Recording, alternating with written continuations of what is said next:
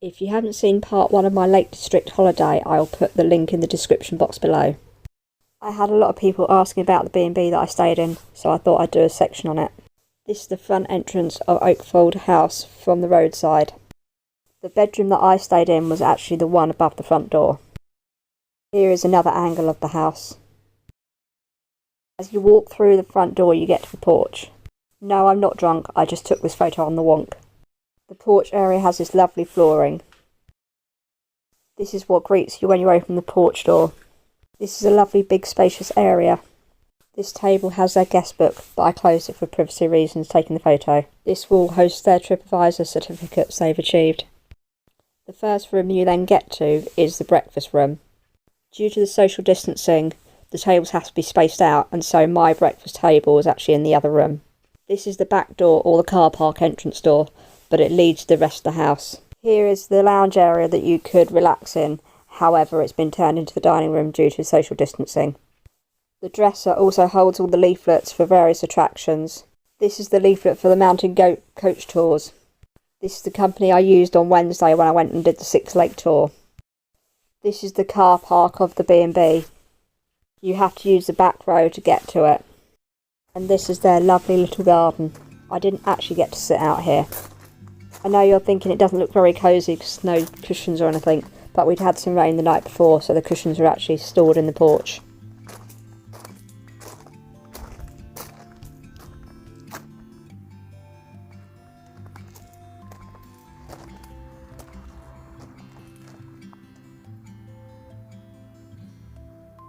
For a couple of evenings when I was standing out here chatting to a few other guests, I'd come back from my evening meal and walk around the lake. Speaking of evening, I'd better head down to the lake and take a look around because tomorrow we're due rain. This is the Magic Roundabout restaurant where I ate on the first night. This is River where I had pizza one night, however they do not take pre-bookings. If you want to eat here, then I'd suggest you get here about 5:30. This lake is so peaceful and relaxing, surrounded by stunning scenery. I didn't get a chance to do a boat trip out on this lake, but I will do when I return. Lovely peaceful evening sky across Bowness. Or not, the crows were getting ready to roost for the night.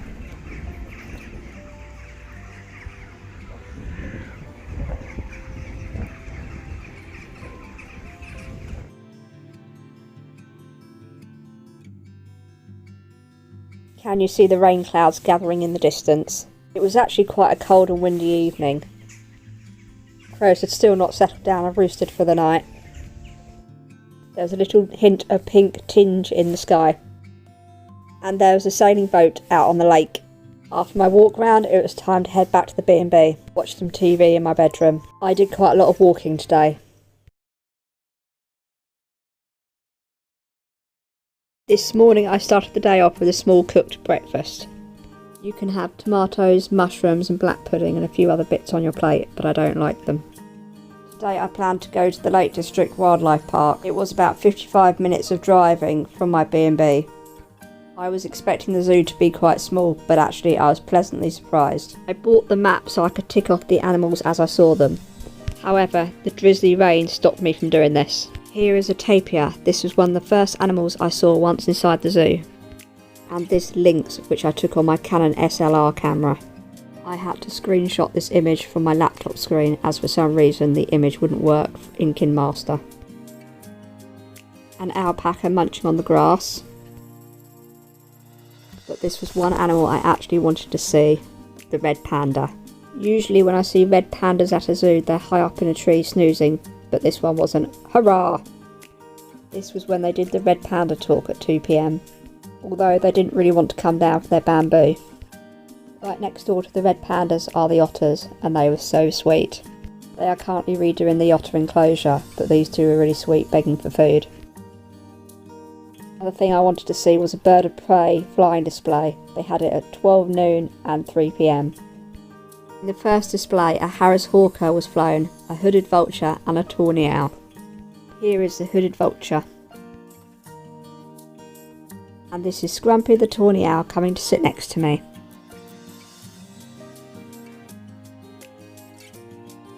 Gibbon was such a character and made us laugh the way he walked and went from here to there and everywhere.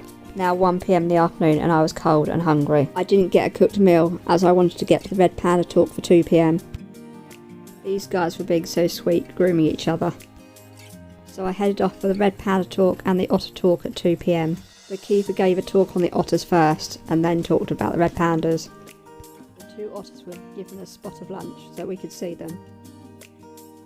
The red pandas didn't actually want to come down from the tree, nor did they want to eat their bamboo. After the talk I went and saw the lemurs. It must have been cold for them because they were indoors. Miss Jeffrey's marmoset was a little bit scared of my camera and kept running away. Then I went and saw the meerkats.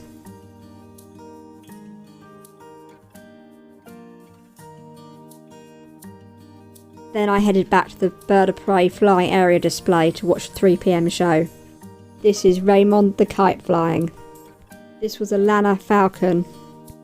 It was now about 3:30 PM and cold and wet and I was tired. I never got to see this little area of animals on the map. Also had an hour's drive back to the B&B. Once back at the B&B, I dumped my bag off in my room, switched over to my handbag and went in search for some dinner. This was one of the best meals I actually ate that week. Beef and chicken lasagna with vegetables. It was a 2-course set menu. Of course I chose dessert over starter.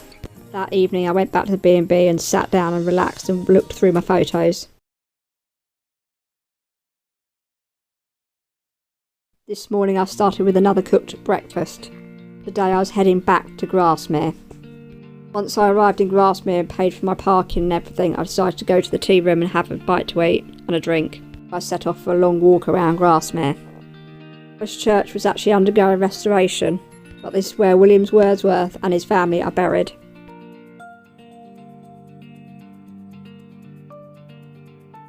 All the Wordsworth graves are actually designed in the shape of a yew tree. Then I took a walk round Wordsworth's daffodil garden.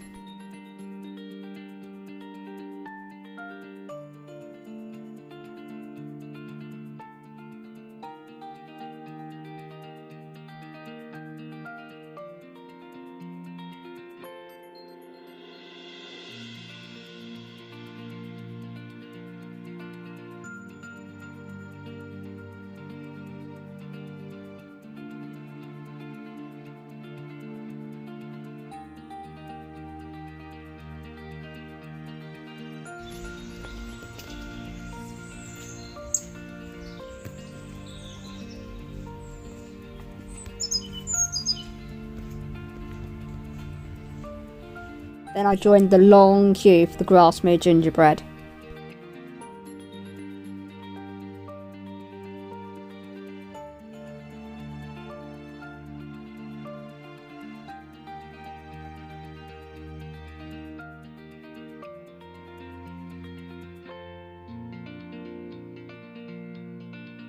I didn't actually take a photograph of the inside of the shop.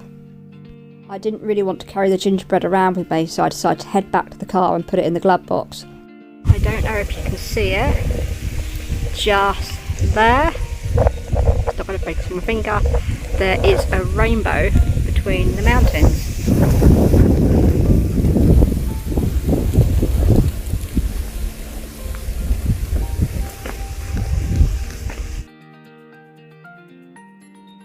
It was time to take a long walk round Grasmere. As I turned the corner of this field, what did I notice? A low rainbow. It was fantastic and spectacular, and it kept fading and then getting brighter, fading and getting brighter.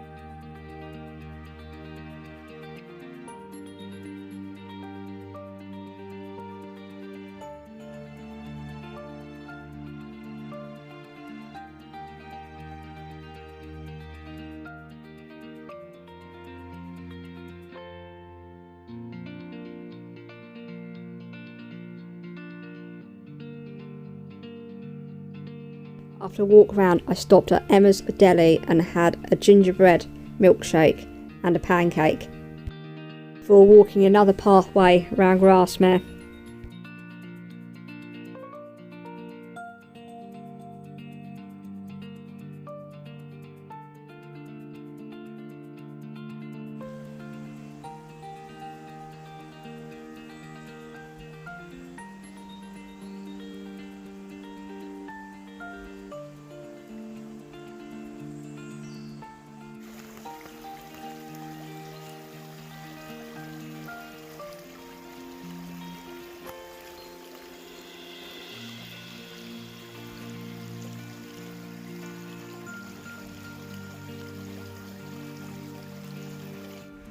Scenery around the Lake District is amazing. I think it's definitely a holiday I need to go back on. There's so many more things I'd like to see and do around the Lake District.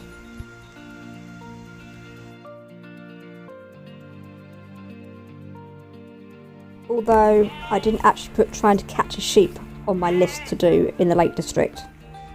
This sheep had managed to slip out of a metal gate where there was some orange netting over it, so I did try and head it back towards down that road. Except it did turn around and come back at me and then slip away from me. Grasmere Town Hall. Grasmere's garden centre, looking lovely with the autumn leaves on the trees.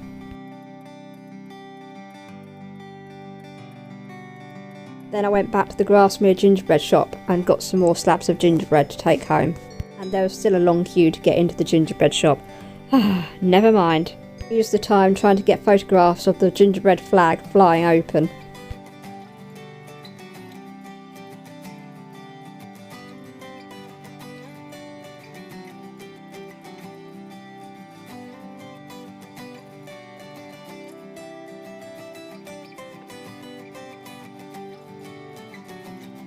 And silly me, I actually forgot to take photographs of what the actual gingerbread looks like, but it was very tasty.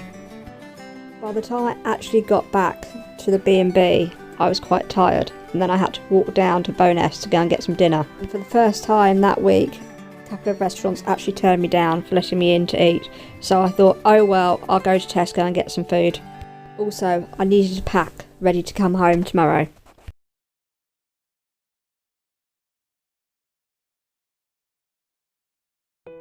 I actually had my breakfast in this breakfast room today. I also didn't take a photo of my breakfast, but it was the cooked breakfast I had for the last few days. This was one final check of my bedroom before I left the B&B to head home.